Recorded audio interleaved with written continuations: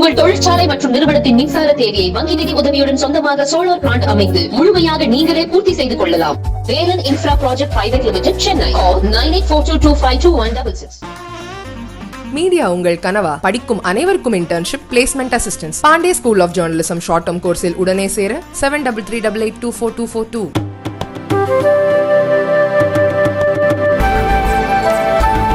தமிழக மக்களிடம் பிரதமர் மோடி மன்னிப்பு கேட்கவில்லை என்றால் தமிழக பாஜக அலுவலகம் முற்றுகையிடப்படும் என்று தமிழக காங்கிரஸ் தலைவர் செல்வ பெருந்தகை பேசியிருந்த நிலையில் அவருக்கு பாஜக மாநில தலைவர் அண்ணாமலை பதிலடி கொடுத்துள்ளார்.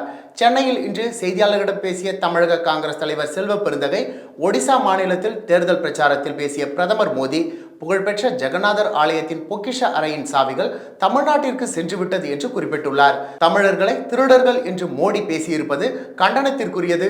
இது தொடர்பாக தமிழக மக்களிடம் பிரதமர் மோடி நிபந்தனையற்ற மன்னிப்பு கேட்கவில்லை என்றால் பாஜக அலுவலகத்தை காங்கிரஸ் கட்சியினர் முற்றுகையிடுவோம் என்று தெரிவித்திருந்தார்.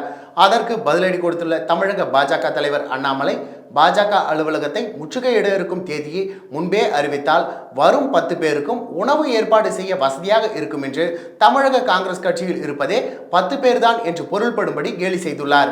மேலும் பாஜக அலுவலகத்திற்கு வரும் காங்கிரஸ் கட்சியினர் அனைவருக்கும் தமிழர்களுக்கு திமுக மற்றும் காங்கிரஸ் கட்சி செய்த துரோகங்கள் குறித்த புத்தகமும் பரிசாக வழங்கலாம் என்று முடிவு செய்திருப்பதாக அண்ணாமலை தெரிவித்துள்ளார்.